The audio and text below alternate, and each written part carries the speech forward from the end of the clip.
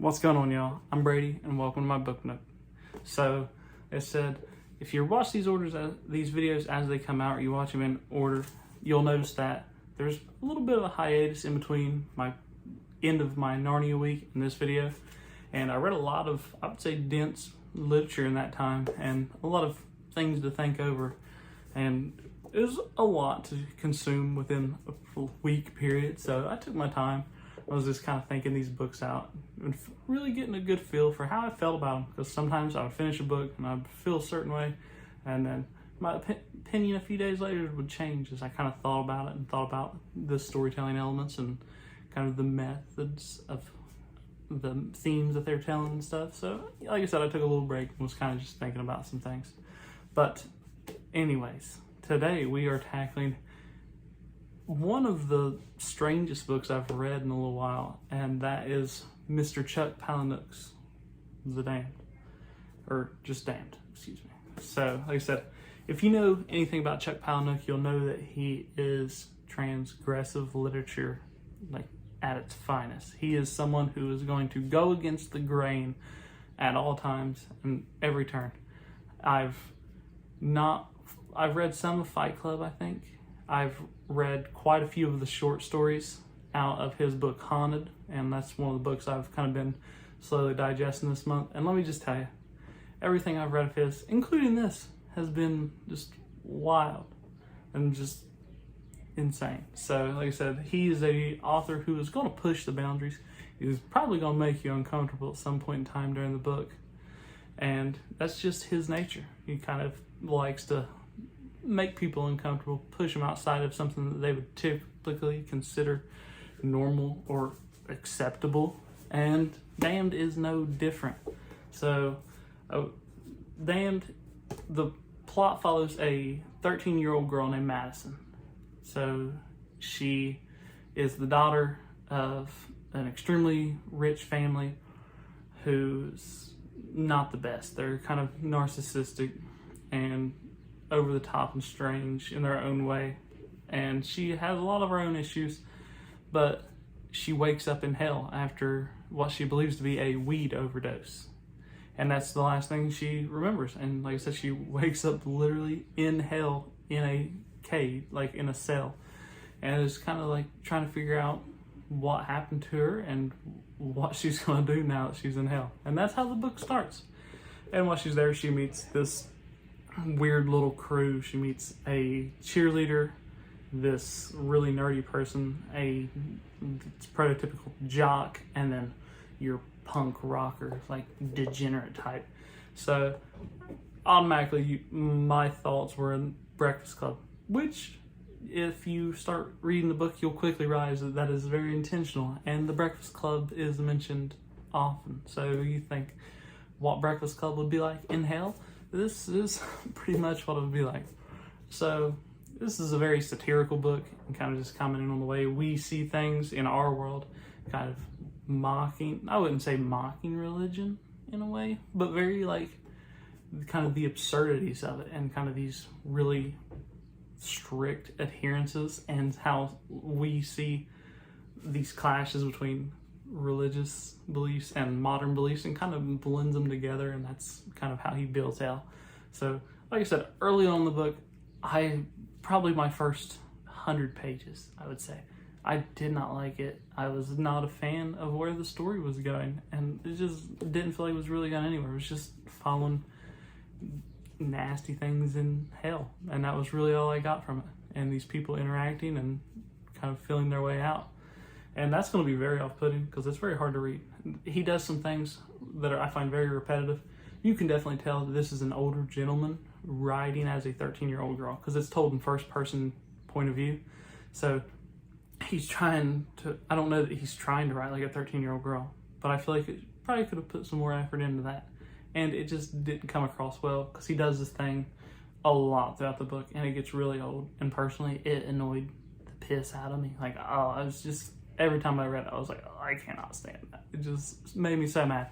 And he would do this thing where he would say, I'm not, so like an example would be like, I'm 13, I know what this means. I'm not like disabled. And he would always kind of switch it up on like he would say that just because she's 13, she knows what this word means. She's not like stupid, and just would say all kinds of just completely absurd stuff. And early on, it's very repetitive, talking about it's better to be this or that, or this minority group, or this bad thing happened to you than it is to being dead. And all live people look down on dead people. And it's just kind of like, this is annoying. But I will say, like I said, you gotta swallow the frog. You gotta get through that first 100 pages, because like I said, it's a fairly short book, like 250, I think, if I had to guess. Yeah, about 250, 240. So you gotta eat that frog. You gotta get through those 100 pages, because after that, it's really good. And it's kind of a story about being in a new environment and changing who you are despite your past, and making something of yourself, making the best of a shitty situation, and just really embracing who you are and creating something new. And it's really funny. It is at times. And there's my favorite part, and this isn't really a spoiler because it's just kind of the premise of the book, is that when you're in hell, you have to pay bills, and you have a big debt that you have to kind of chip away at. And so they offer two types of jobs. You can be one of those people who does, like a webcam person who does horrible things to themselves that people will just give money to. And the other is a telemarketer. So you have to be either a webcam person or a telemarketer. And our main character picks the telemarketer.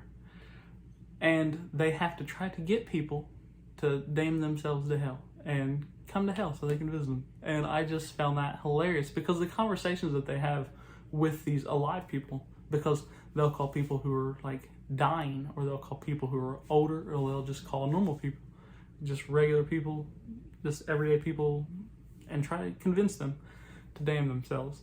And there's all kinds of dumb ways of like damning yourself. Like if you honk your horn 500 times or something like that, and some of the numbers aren't going to be accurate because I can't distinctly remember, but if you honk your horn 500 times, you litter so many times, it doesn't matter what else you do in your life, you're automatically damned to hell. It's absolute.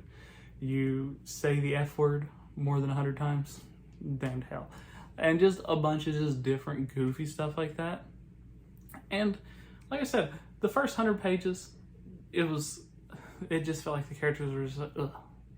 But after that, they really start to kind of develop, and each one has their own story to tell. I won't say it's like great character work, but you start to think more about how in today we judge people so harshly based off of what we perceive, and we really don't know their whole story. So it kind of deals in that, and just pops around, does a lot of different things. And just the humor is great once you get past some of the more obnoxious things. But all in all, this is something I'm not going to say is for everyone. If you're not into transgressive literature, you're not into literature that's going to make you feel uncomfortable, things that are going to make you be like, why did he write that? Like, was that necessary? Well, in reality it is, because this book is written to push boundaries. It's not something that you're supposed to casually read and just kind of have fun with, but it's definitely something I think is worth reading, and I'm really glad I read it. Like I said, there's a lot of good parts to it, but you gotta get through the bad. Then, I'm not gonna lie, there is some bad parts. It's something that you're gonna have to deal with if these are the type of books you want to read, and that's something that just comes with the territory. So like I said, all in all, it's definitely a hellishly good book. Haha. But it's something I would recommend anyone who is in that mental headspace and is looking for that type of genre to check out. And it's made me even more excited to dive more into other works by Chuck Palahniuk. So like I said, as I'm reading Haunted, I'm really enjoying it so far. It's rough, and I'm definitely going to make a video about it because the short story Guts is rough. But that's a talk for another video on another day.